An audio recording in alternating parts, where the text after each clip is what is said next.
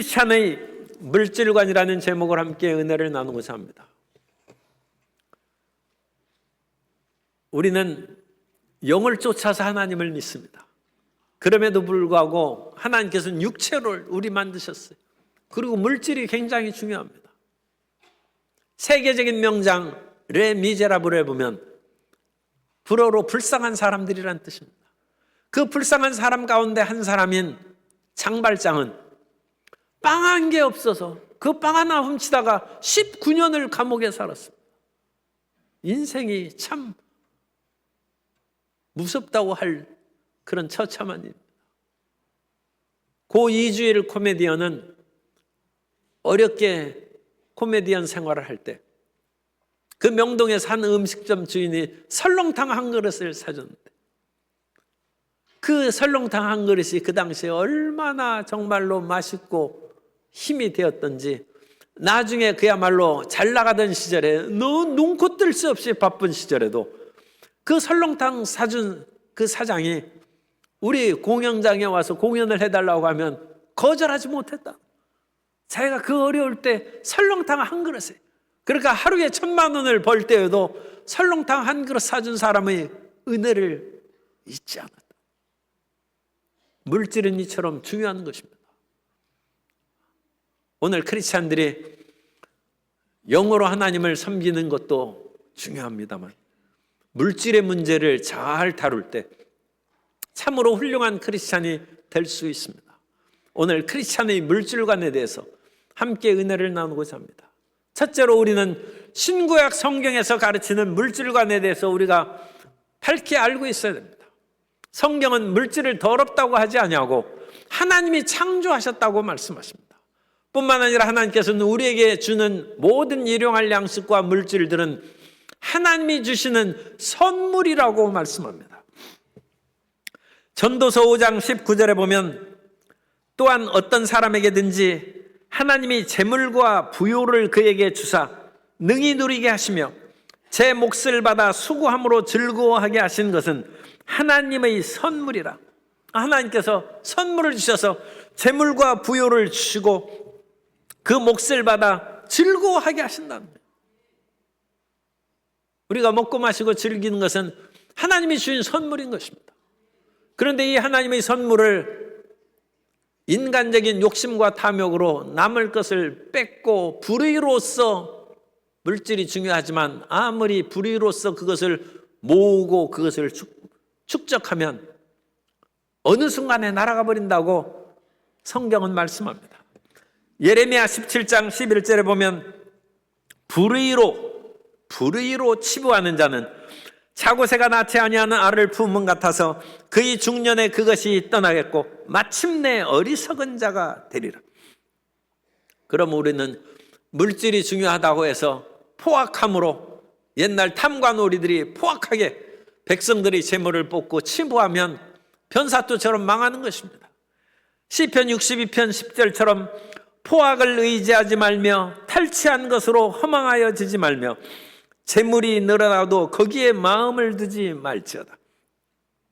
구약 성경에 물질은 하나님이 주신 선물이라고 하시면 우리는 물질에 마음을 두지 말고 하나님께 마음을 두고 살아야 될 줄로 믿습니다.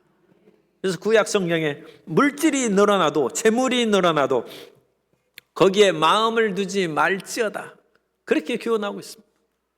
신약의 물질관도 마찬가지입니다. 예수님께서는 팔복에서 심령이 가난한 자, 마음이 가난한 자는 복이 있다고 했습니다. 그럼에도 불구하고 예수 안에서 우리가 풍요한 물질을 얻고 살기를 주님께서는 원하십니다. 빌립보서 4장 19절에 나의 하나님이 그리스도 예수 안에서 영광 가운데 그 풍성한 대로 너희 모든 쓸 것을 채우시리라. 예수 그리스도 안에서 우리의 모든 쓸 것을 풍성하게 채워주시다는 거예요. 오늘날 예수 믿는 사람들이 물질적인 풍요를 누리는 것은 예수님의 축복입니다. 그러므로 풍요한 것은 거저 온 것이 아니라 예수님의 사랑을 받은 것이고 예수님의 복을 받은 것입니다. 그런데 이 물질이 우리 가운데 풍요하게 되기 위해서 우리가 기도도 하고 주님 가르친 기도도 일용할 양식을 구하라고 했죠. 그럼에도 주기도문 일용할 양식을 구하기 전에 하나님의 이름이 거룩히 여김을 받고 나라가 임하시온 것을 기도한 것처럼 순서가 있습니다. 그래서 우리는 먼저 그의 나라와 의를 구하라고 말씀하십니다. 그러면 우리의 의식주의 문제가 플러스 알파로 더해진다고 마태복음 6장 33절에서 말씀합니다. 그런즉 너희는 먼저 그의 나라와 그의 의를 구하라. 그리하면 이 모든 것을 너희에게 더하시리라. 그래서 우리가 올바른 순서대로 하나님 앞에 기도하면 하나님의 나라와 의를 위하여 기도하고 주님의 사랑과 정의와 복음의 편만한 역사가 나타나기를 위하여 노심초사하면 우리에게 필요한 빵도 주시고 옷도 주시고 집도 주시고 삶의 모든 여건을 해결해 주시는 것입니다. 그런데 하나님의 그 주시는 은총은 풍성한 것입니다. 그래서 하나님께서는 넘치는 복을 내려주신다고 고린도후서 9장 8절에서 말씀하시는데, 하나님이 능히 모든 은혜를 너희에게 넘치게 하시나니 이는 너희로 모든 일에 항상 모든 것이 넉넉하여 모든 착한 일을 넘치게 하게 하려 하십니다. 그런데 하나님께서 크리스찬이 부자가 됐을 때는 의무가 있다. 하나님께서 항상 모든 것이 넉넉하여 항상 모든 것이 넉넉하여 모든 착한 일을 넘치게 하려 하십니다. 하나님께서 우리를 부자게 되게 해주신 것은 착한 일을 많이 하게 하기 위해서 우리에게 복을 내려주신 것이라는 것입니다. 그러므로 우리 크리스찬들은 하나님의 복을 받는 것을 전혀 꺼려하거나 하나님을 잘 믿는 데는 물질이 방해가 된다고 생각할 까닭은 없습니다. 그러나 그 물질을 우리가 풍성히 받으면 받을수록 그거에 대한 책임이 따르는데 그것은 이웃을 사랑하는 것이라. 그것이 어려운 사람은 그냥 남도 돕지 않고 자기 혼자 가난하게 그냥 살 수도 있어요. 그러나 그것보다는 조금 힘들고 어려워도 모든 것이 풍성하고 넘치는 가운데 착한 일을 열심히 하는 크리스찬들이 다 되시기를 예수님의 이름으로 축원합니다. 그러기 위해서 두 번째, 우리 크리스찬들은 축복신앙을 분명히 가져야 돼요. 하나님께서는 복을 주시는 하나님이십니다. 우리 옆에 계신 분에게 하나님은 성도님에게 복을 주십니다 인사하겠습니다. 그 하나님께서는 축복의 하나님이신 것을 우리는 신명기 28장에서 분명히 알 수 있어요. 신명기 28장에서는 하나님의 말씀을 잘 지키고 행하는 사람은 어딜 가든지 무엇을 하든지 복을 받는다는 거예요. 신명기 28장 1절부터 우리 다 같이 성경을 읽겠습니다. 내가 내 하나님 야훼의 말씀을 삼가 듣고 내가 오늘 내게 명령하는 그의 모든 명령을 지켜 행하면, 잠시 끊겠습니다. 그래서 먼저 이 전제를 우리 잊어버리면 안 돼요. 하나님 말씀을 듣고 지켜 행하면, 이 세 가지 말씀을 들어야 됩니다. 그리고 말씀을 자기가 삶에 지켜야 돼요. 그리고 그 삶의 행동으로 나타나는. 그 다음에 계속 읽겠습니다. 지켜 행하면 내 하나님 야훼께서 너를 세계 모든 민족 위에 뛰어나게 하실 것이라. 그래서 지혜도 있고 학교 공부도 잘하고 인류대학을 가는 거예요. 하나님께서 머리 위에 세계 민족 가운데 뛰어나게 하신 것입니다. 계속 읽습니다. 내가 내 하나님 야훼 말씀을 청종하면 이 모든 복이 내게 임하며 내게 이르리니 성읍에서도 복을 받고 들에서도 복을 받을 것이며 내 몸의 자녀와 내 토지의 소산과 내 짐승의 새끼와 소와 양의 새끼가 복을 받을 것이며 내 광주리와 떡반죽 그릇이 복을 받을 것이며 내가 들어와도 복을 받고 나가도 복을 받을 것이니라. 여기에 복이 몇 개나 있어요? 저도 안 세봤습니다. 하나님께서 무수한 복을 내리죠. 그런데 하나님이 복을 주시는 하나님이라고 그 우리가 얘기하는 것을 누가 부정하겠습니까? 하나님은 복 주시는 하나님이십니다. 그런데 하나님은 복만 주시는 것이 아니라 말씀을 지키라는 거예요. 우리가 이것을 잊어버리기 때문에 가끔 기복신앙이라는 그런 비난을 받는 거예요. 하나님의 말씀을 청종하고 지켜 행하면 무수한 하나님의 복이 임한다고 말씀하시고, 예수님께서 십자가에 달리신 것은 우리로 이 세상에서 잘못된 저주와 낭패가 다가올 때 그 저주를 속량하기 위함이라고 성경은 말씀합니다. 나무에 달린 자는 저주를 받은 자인데 예수님께서 십자가의 나무에 달리사 율법의 저주에서 우리를 속량하셨다는 거예요. 이제 성도 여러분은 예수 그리스도의 십자가의 믿음을 통하여 저주에서 벗어난 몸이 되었고 하는 일마다 잘 되는 크리스찬이 된 줄로 믿습니다. 예수님의 축복인 겁니다. 뿐만 아니라 더 놀라운 말씀을 고린도후서 8장 9절에서 말씀합니다. 우리 주 예수 그리스도의 은혜를 너희가 알거니와 부요하신 이로써 너희를 위하여 가난하게 되심은 그의 가난함으로 말미암아 너희를 부요하게 하려 하십니다. 예수님께서 인자는 머리 둘 것도 없자, 공중의 새는 깃들 것이 있고 짐승의 여우도 굴이 있지만 인자는 머리 둘 것이 없이, 예수님은 새빵도 없다는 것입니다. 그렇게 예수님이 가난하게 지낸 것은, 하나님의 아들이 왜 가난하게 삽니까? 예수님께서 그 모든 풍요하심을 우리에게 주시기 위해서 가난하게 되셨다는 것입니다. 그러므로 성도 여러분은 예수 그리스도의 대속의 은혜를 풍성하게 받아서 풍요와 넉넉함 가운데 살아가는 주의 자녀가 되어야 될 줄로 믿습니다. 이것은 의무요 하나님께서 우리에게 주신 사명인 것입니다.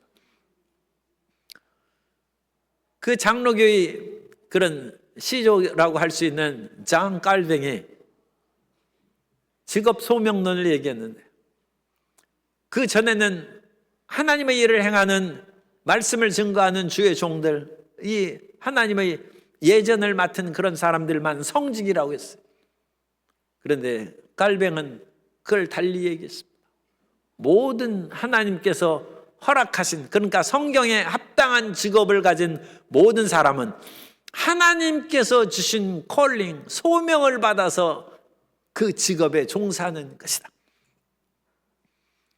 하나님께서는 말씀을 증거하는 자로 저를 세우셨으면 오늘 성찬 예배에 떡과 잔을 우리가 대하는데, 그 떡은 농부가 열심히 일하고 추수해서 그 곡식가루를 만들어서 떡을 만든 것입니다.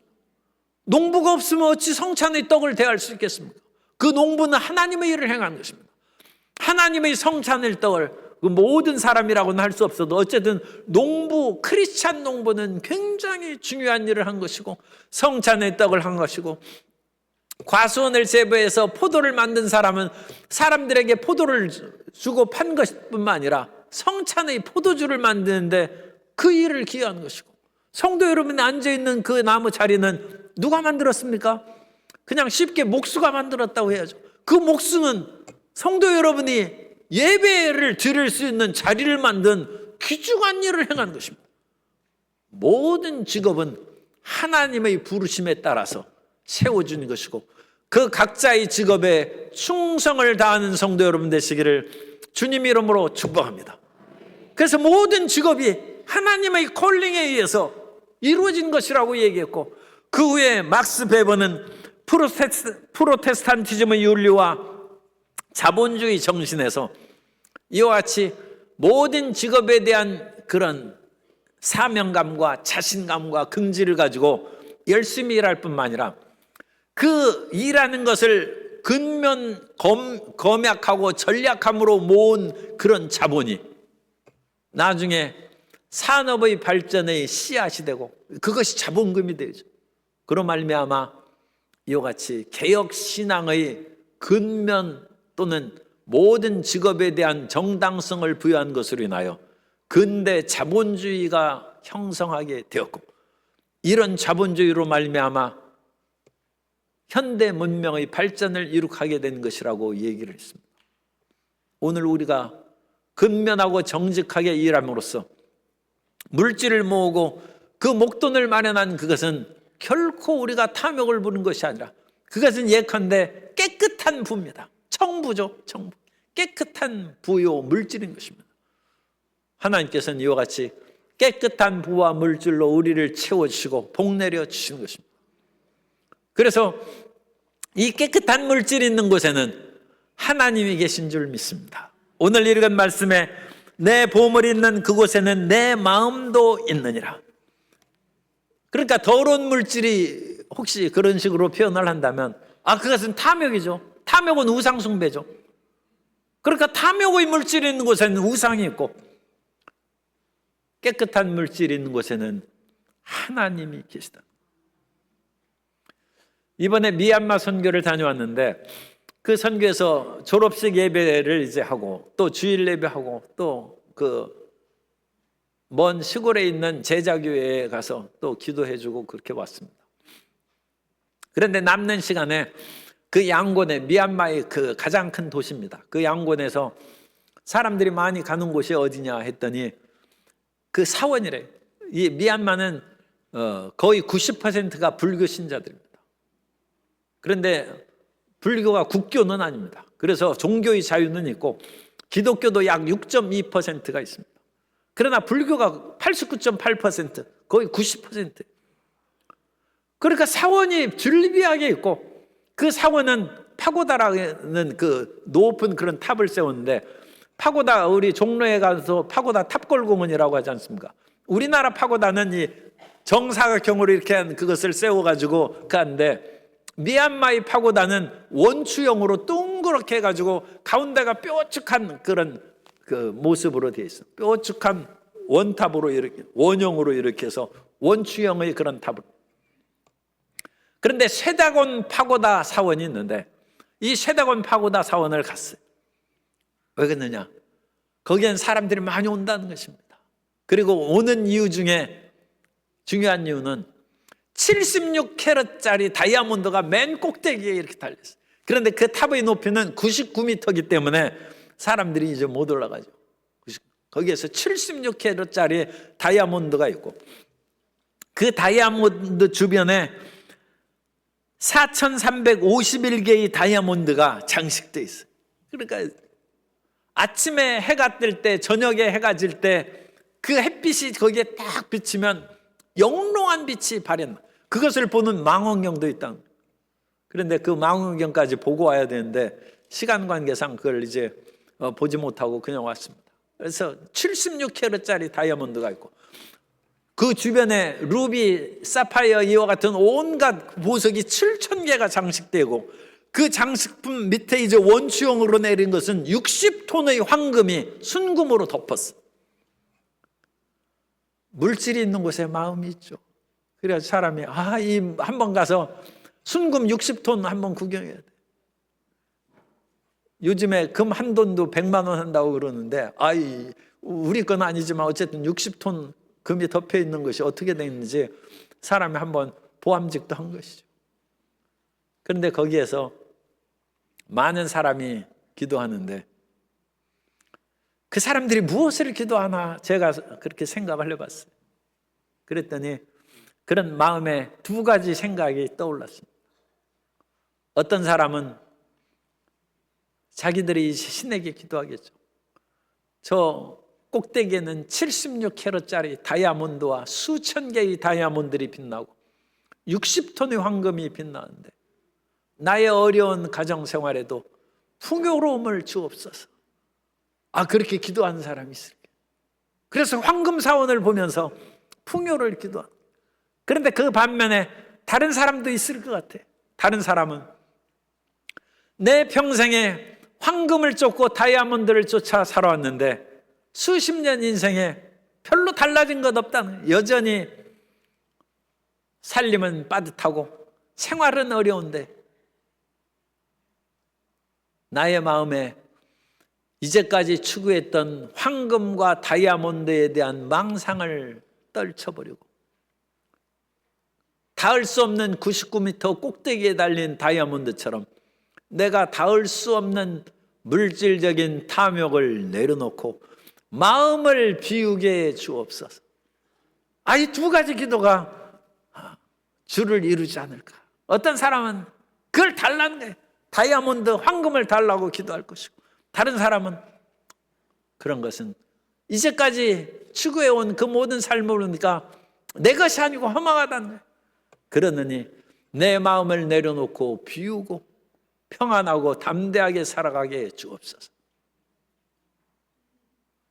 오늘 우리가 크리스찬의 같은 축복 신앙을 가질 때 축복 자체가 중요한 것이 아니라 하나님께서 주신 것이 중요한 것입니다. 그럼 우리는 보물의 마음을 두지 말고 보물을 주시는 하나님께 마음을 두는 크리스찬이 되어야 될 줄로 믿습니다. 그래서 우리 모든 성도님들이 풍성한 보물을 바라보되 하나님 그 풍성한 보물이 우리의 삶 가운데 잘 활용될 수 있도록 인도하여 주시되 보물의 마음을 두지 아니하고 하나님께 마음을 두는 크리스찬 되게 해 주옵소서. 또한 마음을 비우는 성도 여러분 되시기를 주님 이름으로 축복합니다. 그래서 우리는 마음의 탐심을 버리고 물질에 대한 바른 자세로 세 번째, 재물을 바르게 사용하는 크리스찬이 되어야 됩니다. 그래서 이 물질을 어떻게 사용하느냐가 하나님께 영광을 돌리고 우리가 덕 있는 크리스찬으로 살아갈 수 있습니다. 알렉산더 대왕이 직접 한 말인지 그거에 대해서는 저도 자신이 없는데 어쨌든 알렉산더 대왕이 죽으면서 유언을 했어요. 내가 33살의 나이에 죽으면서 온 동방세계를 정복하고 수많은 금은보화 부귀영화를 다 누렸는데 이제 죽음에 앞두고 내가 보니까 가져가는 것이 없다는 거예요. 그러므로 내가 죽으면 내 손을 관 밖으로 내놓아서 내 장례 행렬이 지나갈 때 사람들이 저 위대한 대왕이 아무것도 가져가지 못하고 빈손으로 가는 것을 보게 함으로 말미암아 백성들의 탐심과 어리석음을 깨우치게 하라고 했습니다. 참 알렉산더 대왕다운 말이라고 생각합니다. 왜냐하면 알렉산더의 스승이 그 유명한 그리스의 아리스토텔레스 철학자예요. 스승에게 제대로 배운 것이죠. 그렇다면 알렉산더도 비록 자기는 정복의 제왕의 길을 갔지만 그래도 배운 것이 있으니까 인생은 들고 가는 것이 없구나. 그것을 사람들에게 가르치는 철학도로서 마지막 끝을 맺은 것입니다. 예전에 어떤 크리스찬 부자가 돈을 많이 벌었어요. 그래도 금괴가 이렇게 골드바가 막 이렇게 쌓였어요. 성도 여러분, 제가 언뜻 찾아보니까 골드바 1kg짜리가 2억 3,800만 원이래요. 1kg 골드바 금괴 조그만 1kg은 별거 아니죠. 조그맣죠. 그런데 그것이 2억 3,800만 원이래요. 그런데 그 부자는 금괴로 그거보다 더 큰 한 몇 킬로짜리 그런 것이 됐겠죠. 그런 것을 쌓아놓고 있는데 어느 날 천사가 와서 본향으로 가자고 그러는데 그 부자는 그래도 예수님 잘 믿은 사람. 그래서 천사가 와서 천국 가자고 이렇게 하는데 부자가 금덩이를 놓고 가려니까 너무 아쉬워요. 그래 천사한테 이 금덩이 좀 짊어지고 가면 안 될까요? 그랬더니 천사가 그거 별 필요 없을 텐데 그래도 내가 이거 위해서 얼마나 정말 피땀 흘려서 모았는데 어찌 그냥 두고 가겠습니까? 그럼 한번 가져가든지. 그래가지고 이 배낭에다가 짐에다가 골드바를 싣고 이렇게 해가지고 천사가 붙잡고 가는데 금덩이가 있으니까 좀 무거운데 하면서 데리고 갔어요. 그랬는데 천국에 가서 딱 보니까 사람들이 자기를 이상하게 무거운 짐 가지고 온 것을 보고 쳐다보는데 그것을 보고 깜짝 놀라가지고 자기가 서 있는 천국의 발바닥을 보니까 그 발밑을 보니까 맑은 유리 같은 정금이 도로 포장으로 되어 있어요. 천국은 도로 포장이 금으로 되어 있어요. 그런데 그걸 짊어지고 평생을 살기 위해서 힘써가지고 천국까지 그걸 끌고 왔으니 우리식으로 말하면 아스팔트를 등에 짊어지고 천국에 오는 거예요. 이건 무슨 창피입니까? 성도 여러분, 금덩이가 아무리 중요하다 할지라도 금은 이 세상에서 쓰는 것입니다. 천국에서는 필요 없어요. 이 세상에서 금덩이를 쓰는 거예요. 1kg짜리 2억 3,800만 원 한다 할지라도 그 금덩어리는 이 세상에서 쓰는 것이고 천국에는 필요 없어요. 그러므로 우리가 부자가 되고 그야말로 물질에 넉넉한 크리스찬이 되되 이 땅에서 모든 것을 쓸 수 있는 크리스찬 되시기를 주님 이름으로 축복합니다. 그래서 재물을 바르게 사용하는 크리스찬이 되어야 되는데, 재물을 바르게 사용하는 크리스찬이 되기 위해서 재테크를 잘하는 달인들의 이야기를 제가 또 찾아서 그래서 재테크의 달인을 보니까 사람이 수입을 가져오면 수입을 세 등분하라는 거예요. 하나는 생활비로 쓰고, 하나는 아무리 생활이 빠듯하고 먹고 사는 것이 중요하다 할지라도 문화 생활을 즐겨야 된다는 거예요. 그래서 사람이 밥으로만 어찌 살겠습니까? 영화도 보고 연극도 보고 오페라도 보고 그림도 그리고, 우리나라의 국립중앙박물관에 그 그림 전시와 여러 가지 그런 유물을 보는데 500만 명 이상의 그런 관람객들이 거기에서 찾아갔어요. 이 젊은이들, 거기 관람객들은 참 대단한 사람입니다. 문화생활비로 그렇게 쓰라는 거예요. 그리고 나머지 목돈 마련을 위해서 저축하는 거예요. 세 가지. 먹고 사는 문제만 하지 말고 생활비에 쓰고 문화활동비에 사용하고, 그 다음에 어떤 일을 위하여 좀 돈도 저축해야죠. 목돈 마련을 위해서. 이 세 가지 재테크를 하라는 거죠. 그리고 그 다음 단계 재테크가 있어요. 생활비와 문화생활을 하는데 쓰는 돈은 이제 계속 나가죠. 그런데 목돈 마련한 그것은 차근 쌓이는 거예요. 쌓여. 그래서 100만 원이 되고 1000만 원이 되고, 요즘 1000만 원 가지고는 안 되겠어요. 1억 원은 돼야 돼. 1억 원 돈이 모이면 그것을 세 등분해서 투자하라는 거예요. 분산 투자라는 거예요.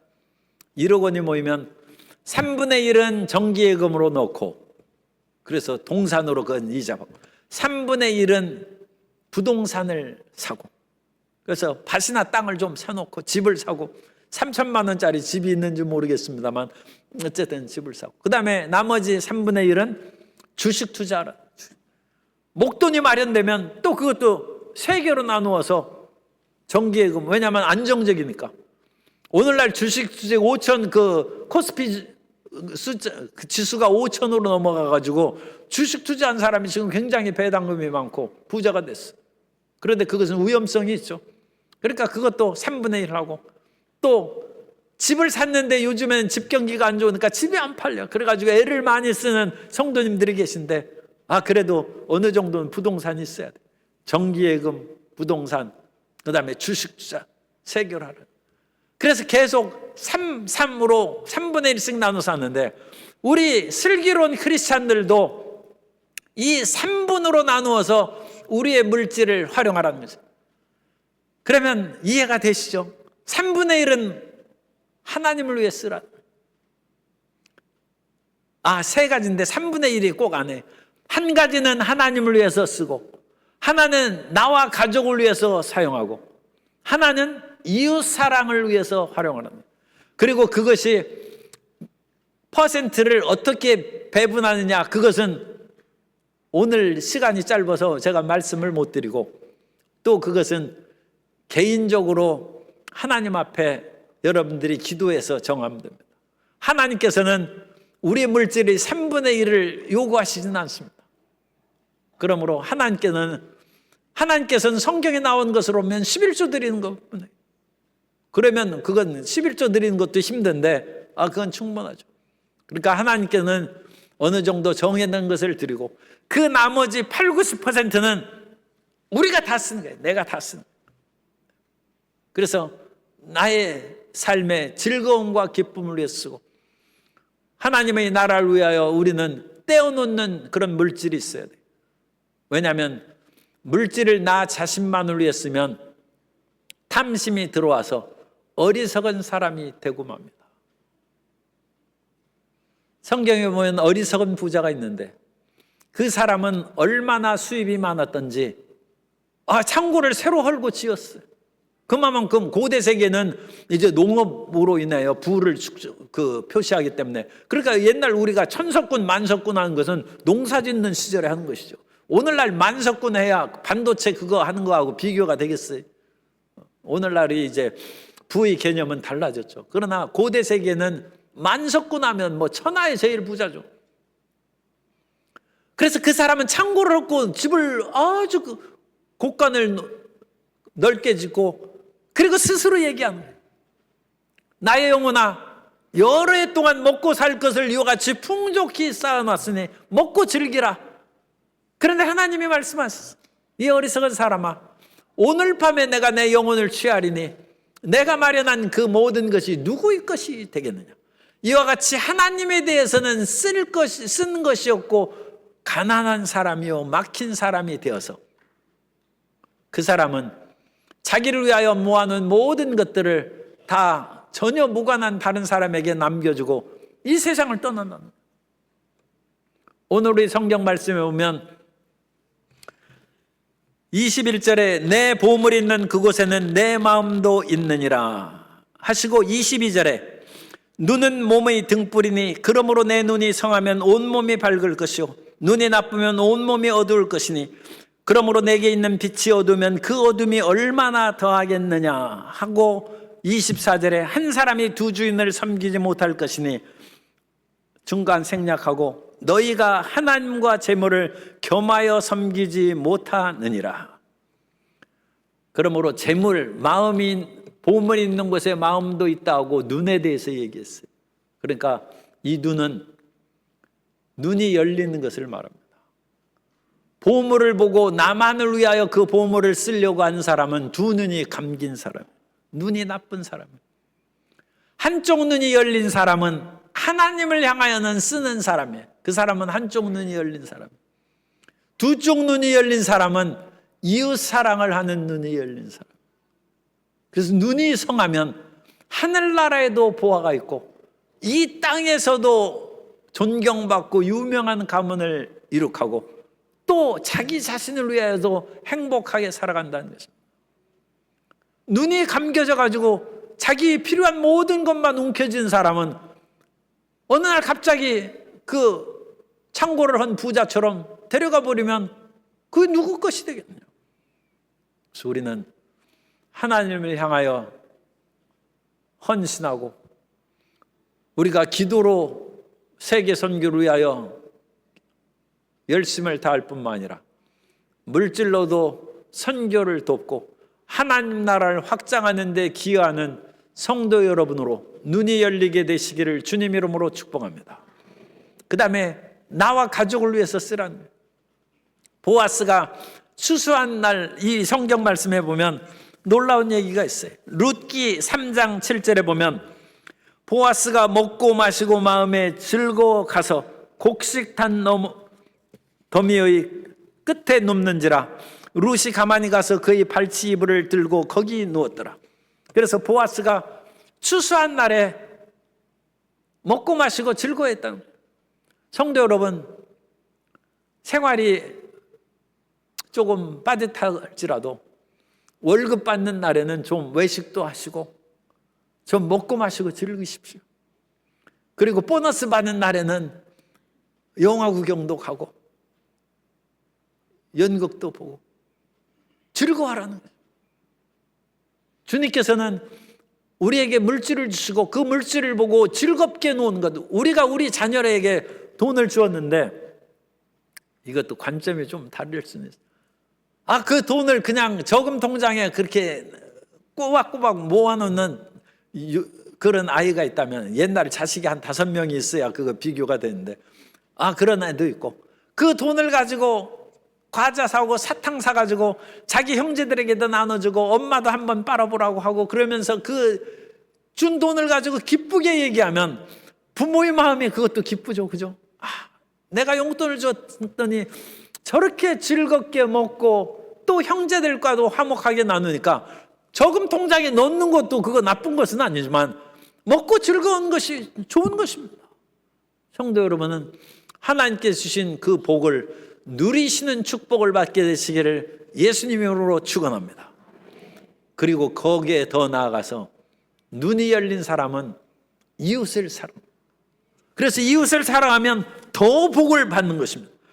그것이 완전 눈이 열리는 것이죠. 잠언서 11장 24절 이하에 보면 흩어 구제하여도 더욱 부하게 되는 일이 있나니, 이런 눈이 열리기가 쉽지 않죠. 흩어 구제하는데 더 부자가 돼.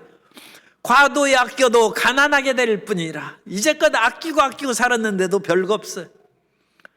구제를 좋아하는 자는 풍족하여질 것이요 남을 윤택하게 하는 자는 자기도 윤택하여지리라. 하나님 말씀입니다. 하나님께서 그렇게 이웃사랑을 위하여 눈을 열은 그 사람은 눈이 열렸어요. 눈이 성해. 그 사람은 더 부자가 되고 풍요하게 되는데, 그 축복을 받고 성령 충만함을 받은 사람이 고넬료 얘기입니다.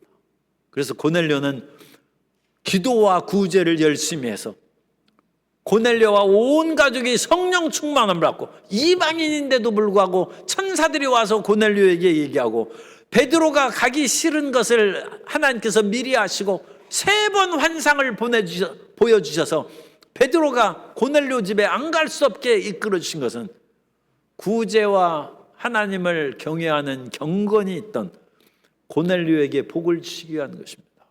오늘 우리가 이웃 사랑은 하나님께서 우리에게 주신 축복의 완성입니다.